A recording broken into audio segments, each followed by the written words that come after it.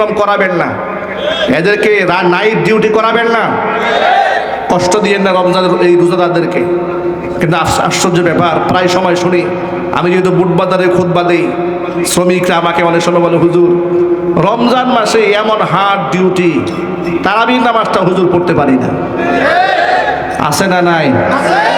বলে যে তখন বড় বড় অফিসাররা বলে সামনে শিপমেন্ট আছে, ঈদ সামনে, যে কোনো মুহূর্তে শিপমেন্ট দিতে হবে, এটা এই ওয়ার্ডারগুলো শেষ করতেই হবে। রমজান মাসে রোজা রেখে যে 2 রাকাত নফল নামাজ পড়বো সেই সুযোগটা পাই না, এত কষ্ট অনেক সময় দেওয়া হয়। আবার বড় দুঃখ লাগে একটা বিষয় চিন্তা করে, সেটা কি জানেন?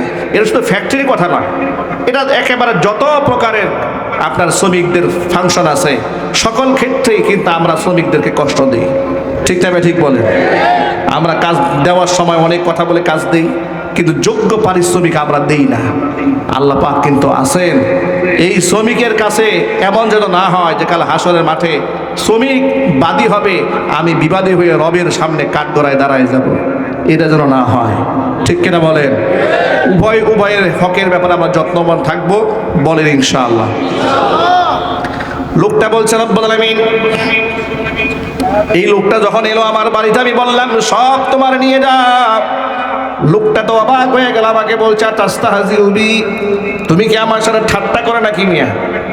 পাবো সামান্য কয়টা টাকা, আর তুমি আমাকে এতগুলো সম্পদ দিয়ে দিচ্ছ। তিনি বলেন, হ্যাঁ, তোমার রেখে যাও আমানতে, সেই টাকাগুলা দিয়ে তিল তিল করে তোমার জন্য এগুলা গড়েছি, তুমি নিয়ে যাও। লোকটা খুশি হয়ে হাসতে হাসতে সবগুলো জিনিস নিয়ে বাড়ি চলে গেল। কিছু রেখে যায়নি, আমি কিচ্ছু চাইনি তার কাছ থেকে, কোনো পারিশ্রমিক, কোনো বিনিময় কিচ্ছু চাইনি। রব্বুল আলামিন, কাজটা যদি একমাত্র তোমার খুশির জন্য করে থাকি, আজকের বিপদ থেকে আমাদেরকে উদ্ধার করে নাও। হুজুর বলেন, ব্যক্তি আল্লাহর কাছে দোয়া করতে দেরি হয়েছে, কবুল হতে দেরি হয় নাই, সাথে সাথে বৃহৎ আকৃতির পাথর থেকে, গুহার মুখ থেকে সম্পূর্ণ অপসারণ করে 3 জন বিপদগ্রস্ত মানুষের মুক্তির রাস্তা আল্লাহ খুলে দিয়েছেন। প্রিয় ভাইরা, সে আল্লাহ এখনো আছেন না নাই? আরো জোরে বলুন, আছেন না নাই? এই জন্য যা করবো একমাত্র আল্লাহর খুশির জন্য করব। নামাজ পড়বো আল্লাহর জন্য, রোজা রাখবো আল্লাহর জন্য, হজ করবো আল্লাহর জন্য, যাকাত দেবো কার জন্য? বলেন না ভাই, কার জন্য? দান সৎকা হবে কার জন্য? আল্লাহ পাকের জন্য। এই যে দেখুন, বর্তমানে কিন্তু টুপির মাথায় দেওয়ার একটা মৌসুম আসছে। ঠিক না? ঠিক বলেন।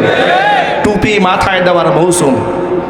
যারা শরিয়া চায় না তারাও এখন মাথায় টুপি দেয়। আমি অবাক হয়ে যাই, কি ব্যাপার, হঠাৎ করে সবার মাথায় টুপি? সারা জীবন মৌলবাদ, উগ্রবাদ, জঙ্গিবাদ বলে আমাদেরকে যারা গালি দেয়, এরা এখন নির্বাচন উপলক্ষে মাথায় টুপি পরেছে। এই জন্য দেখলাম কে যেন ফেসবুকে লিখেছে যে এদের মাথায় নির্বাচনের চাঁদ উঠেছে। কি উঠেছে? নির্বাচনের চাঁদ উঠেছে। আহারে, তাদের ব্যবহার এখন কি সুন্দর! এক একজন প্রার্থীর ব্যবহার দেখে মনে হয় যে জিন্দা সাহাবী। ঠিক না? ঠিক বুঝে বলেন। যদিও সাহাবীদের সাথে তুলনা করছি না, এটা জাস্ট মনে হয় তাদের আচরণ এত বিনয়, একেবারে সালাম, মুসাফা, মোয়ানাকা, সুম্মা, খেদমত। রিক্সাওয়ালার সাথে দেখি পাশে বৈশা